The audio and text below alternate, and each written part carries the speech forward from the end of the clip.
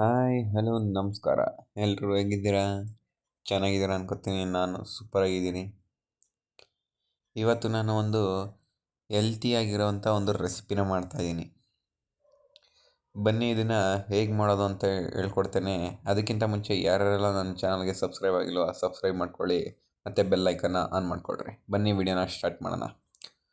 ಮೊದಲು ಒಂದು ಬಾಣಲಿಗೆ ಒಂದು ಅಚ್ಚು ಬೆಲ್ಲನ ಹಾಕಿ ನಾನು ನೆನೆಸಿಟ್ಕೊಂಡಿದ್ದೆ. ಗ್ಯಾಸ್ ಆನ್ ಮಾಡಿಕೊಂಡು ಇವಾಗ ನಾನು ಇದಕ್ಕೊಂದು ಸ್ವಲ್ಪ ಒಂದು 3 ಏಲಕ್ಕಿನ ಜಜ್ಜಿ ಇದ್ರೊಳಗಡೆ ಹಾಕ್ಕೊಂಡಿದ್ದೀನಿ. ಮತ್ತು ನಾನು ಇದಕ್ಕೆ ಒಂದು 3 ಸ್ಪೂನಷ್ಟು ಕೊಬ್ಬರಿನ ಸಣ್ಣದಾಗಿ ತುರ್ಕೊಂಡಿದ್ದೀನಿ, ಅದನ್ನು ಹಾಕ್ಕೊಳ್ತಾ ಇದ್ದೀನಿ.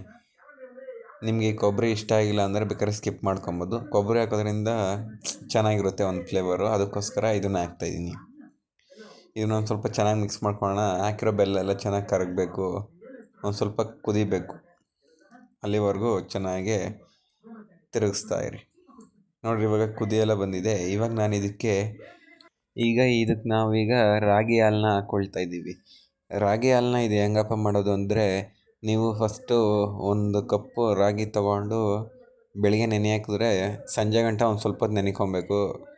ಸಂಜೆ ಅದನ್ನು ಮಿಕ್ಸಿಗೆ ಹಾಕಿ ತರಿಯಾಗಿ ರುಬ್ಕೊಬೇಕು. ನೀರು ಹಾಕ್ಕೊಂಡು ಒಂದು ಸ್ವಲ್ಪ ನೀರು ಹಾಕ್ಕೊಂಡು ರುಬ್ಕೊಂಡಾದ್ಮೇಲೆ ಅದನ್ನು ಒಂದು ಕಾಫಿ ಸೋಸೋದ್ರಲ್ಲಿ ನೀಟಾಗಿ ಸೋಸ್ಕೊಂಡು ಅದರಲ್ಲಿರೋಂಥ ಹಾಲನ್ನೆಲ್ಲ ತೆಕ್ಕೊಂಡು ಇದಕ್ಕೆ ಹಾಕ್ಕೊಬೇಕು.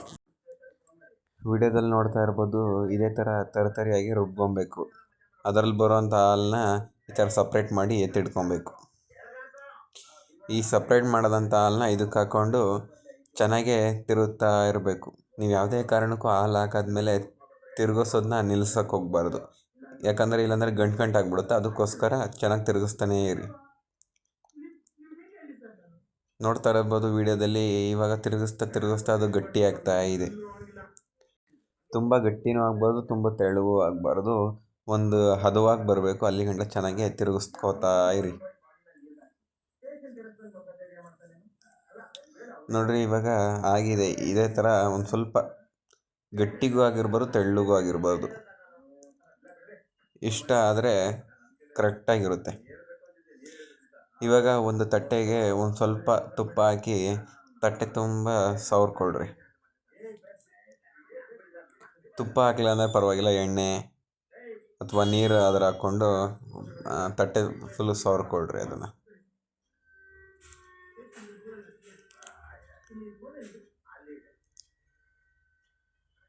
ಅದೆಲ್ಲ ಮಾಡಾದ್ಮೇಲೆ ಇವಾಗ ಮಾಡ್ಕೊಂಡಿದ್ದಂಥ ಇಂಗ್ರೀಡಿಯೆಂಟ್ನ ಇದ್ರೊಳಗಡೆ ಹಾಕ್ಕೊಳ್ಳೋಣ.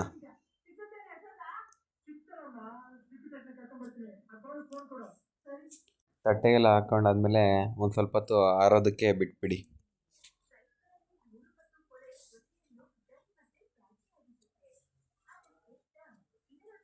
ಒಂದು ಸ್ವಲ್ಪ ಹೊತ್ತಾದಮೇಲೆ ನಿಮಗೆ ಯಾವ ಶೇಪಲ್ಲಿ ಬೇಕೋ ಆ ಶೇಪಲ್ಲಿ ಕಟ್ ಮಾಡ್ಕೊಳ್ರಿ.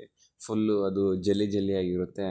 ಆವಾಗ ತಿನ್ನೋಕ್ಕೂ ಚೆನ್ನಾಗಿರುತ್ತೆ. ನಿಮ್ಮ ಮಕ್ಕಳು ತುಂಬ ಇಷ್ಟಪಡ್ತಾರೆ. ಮತ್ತು ಇದು ಹೆಲ್ತಿ ಫುಡ್ಡು.